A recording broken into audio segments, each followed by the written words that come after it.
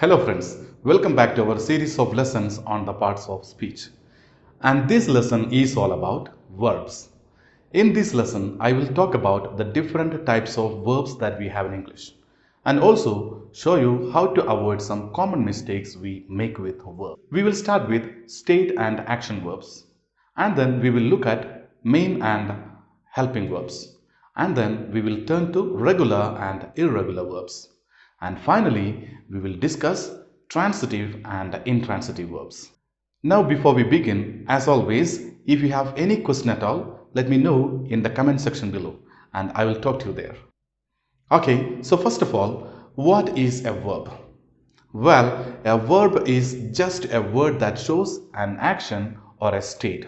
State means a situation. And actually, those are two types of verbs.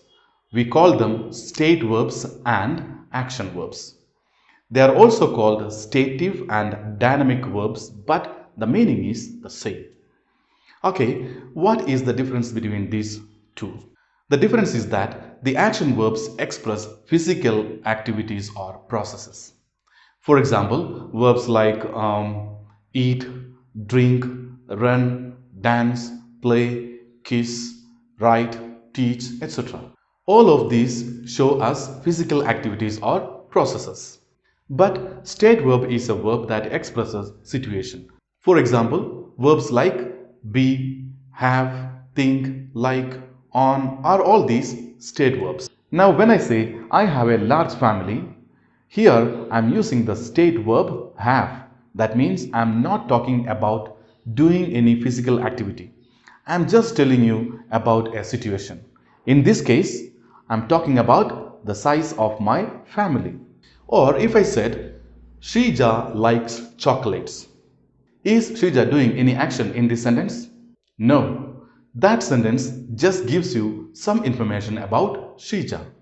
We are still using a verb like, but it is a state verb. Here is why is this difference important, and is it important at all?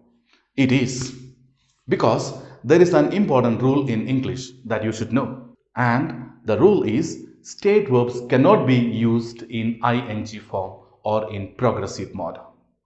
When you want to use a continuous form or an ing form, you can only do that with action verbs. Let us look at a couple of examples. Now we can say Ronak and Ronald are playing in the park. Who is singing? Both these sentences are correct because the verbs play and sing are physical actions. So we can use ing form, but we cannot say I am having a large family. Shrija is liking chocolates. Both these sentences are wrong. They are common mistakes some students make. Some students use ing forms with state verbs. Please don't make that mistake, and remember, no continuous form with state verbs. Okay, let us move on and talk about main and helping verbs. Helping verbs are also called auxiliary verbs. When a verb is used in a sentence, it can be used in two ways. It can either be used as the main verb of a sentence, or it can be used as a helping verb or an auxiliary verb. That is, it can help the main verb. The most important helping verbs are be, do, and have. Let us look at some examples. Deepu is working now. In this sentence, there are two verbs. Can you tell me which are they? Is and working are the two verbs. Which is the main verb? The main verb is working because that shows the action that is happening. So, what is about is? What is it doing?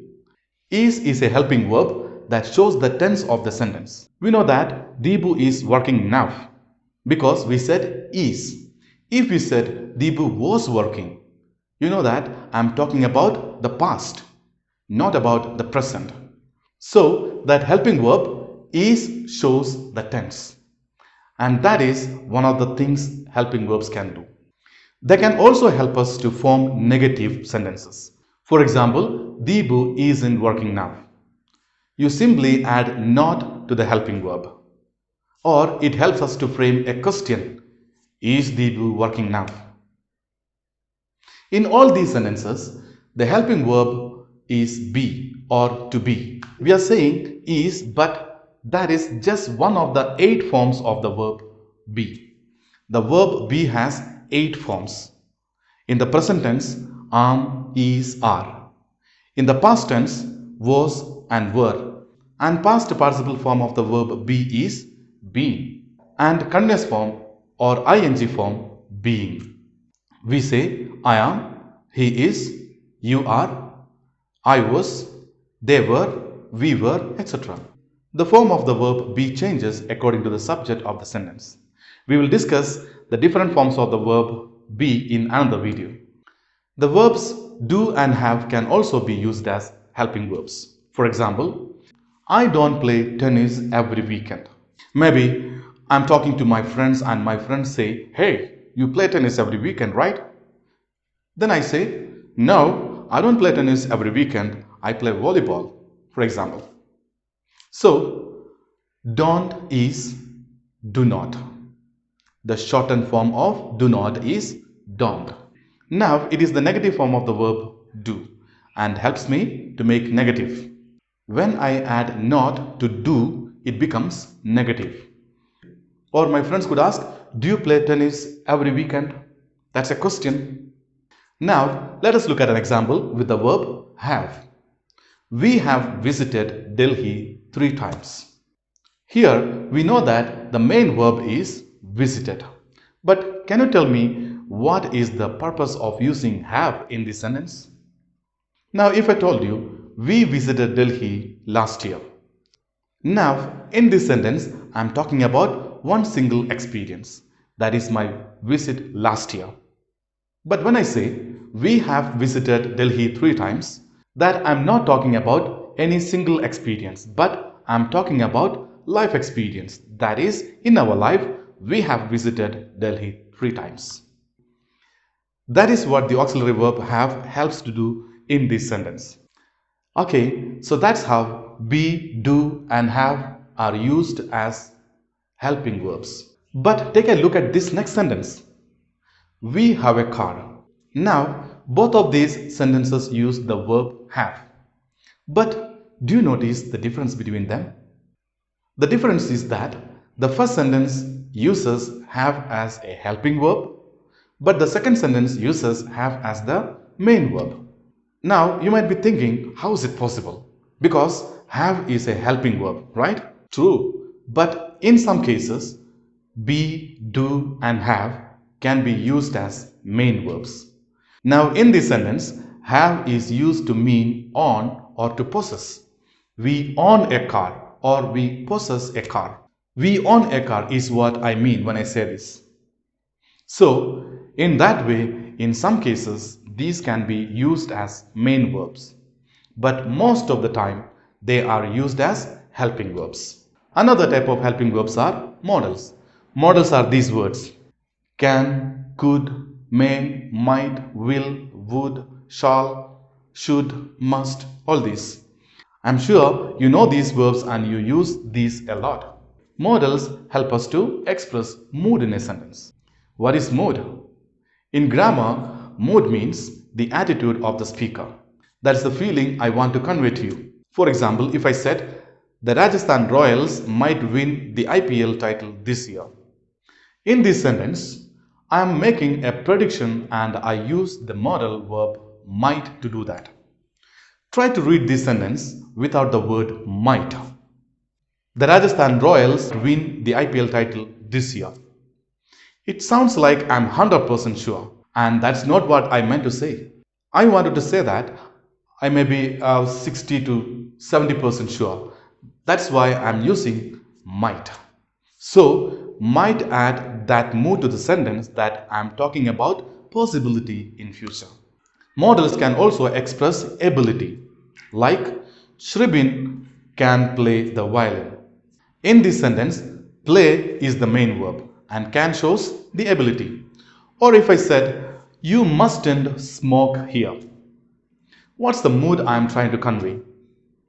I am using the modal verb must in the negative, must not, to show that you don't have permission.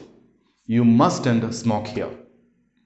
So, in that way, modals help us to express mood in a sentence. Alright, that's all about our discussion of main and helping verbs. Let us now move on and talk about regular and irregular verbs. To understand these, you need to know a little bit of background information. And that is that in English, only verbs can have tenses. Of course, you know about past tense, present tense, future tense. But to make tenses, we change the forms of verbs. Do you know how many forms verbs have in English? There are 5 forms. We call these the infinitive or the base form, the present tense form, the past tense form, the past participle form. This form is used in some tenses and it is also used in conditionals and the passive voice. So it is an important form. And then we have the ing or the continuous form or the present participle form.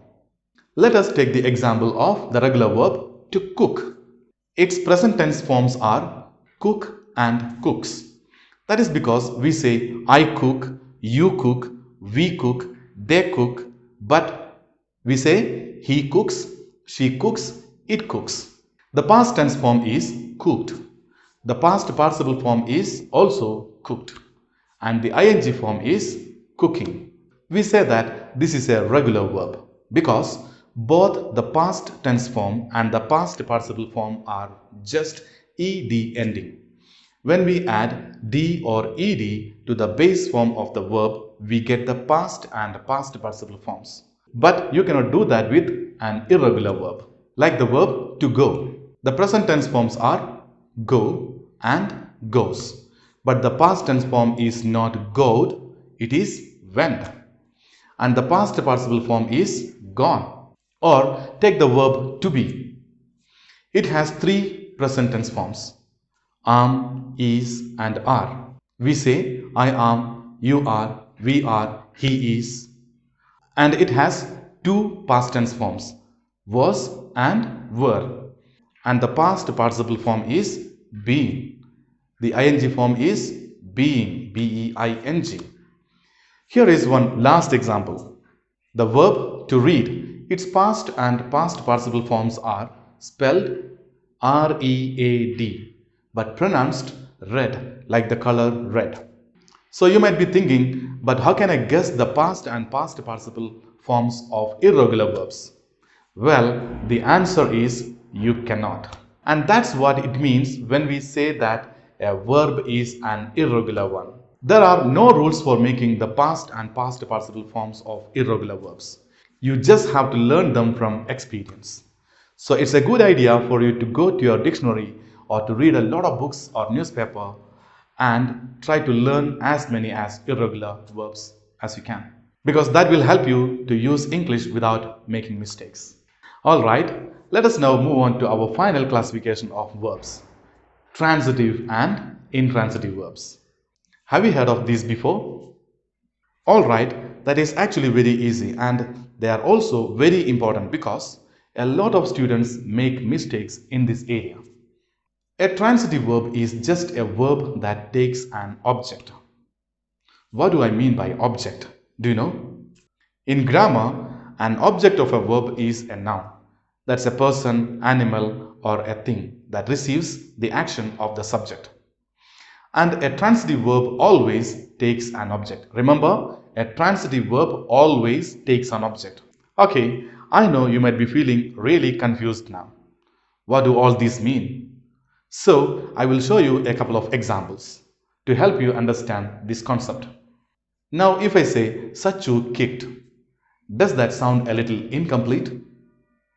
Because you might ask me, Sachu kicked what?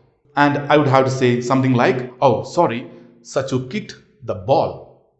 The ball is the object of the verb kick because the ball receives the action kick.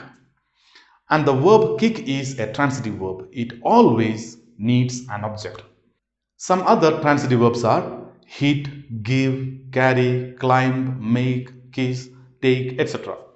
With all of these, if you ask the question who or what, you will get an answer. Sachu kicked what? The ball. Another example, see. Anubama made a cake.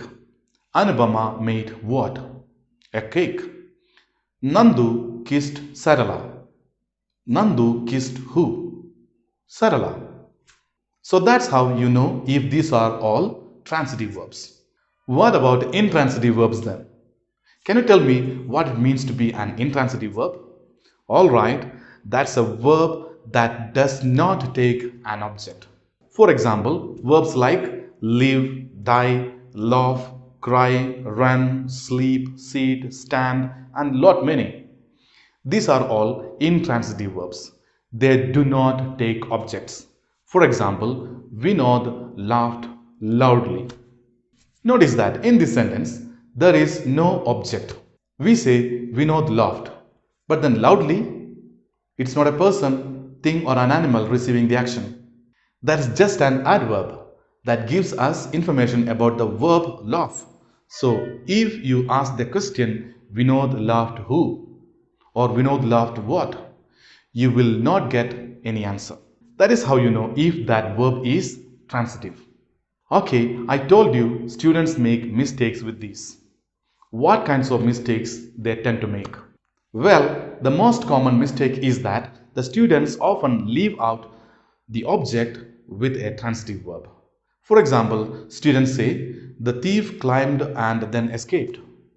Can you identify the error in this sentence? Well, the mistake is that the verb climb is a transitive verb and you need to say climbed what? You need to say an object. Now, in your mind, you might have a picture of the thief climbing over a wall and then running away and escaping. But you need to say that. You need to say the thief climbed over the wall and then escaped. So, don't make that mistake of leaving out the object after a transitive verb. Okay, now let us quickly recap what we learned today. We started with state and action verbs. Remember, state verbs show situations and you don't use ing forms with state verbs. Then we talked about main verbs and helping verbs.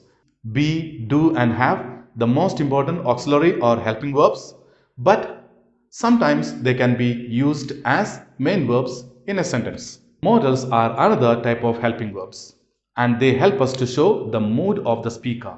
Things like possibility, ability, permission, etc. Then we turn to regular and irregular verbs. The past and the past participle forms of irregular verbs cannot be guessed, so you have to learn them through experience. And the past and past participle form of regular verbs can be formed by adding d or ed to the base form of the verb. And finally, we spoke about transitive verb which take objects and intransitive verb which do not take objects. Do you remember the common mistakes that students make? It is leaving out the objects with transitive verbs. Please don't make that mistake. Alright, I hope you enjoyed this lesson and I will see you in the next lesson. Thank you for watching.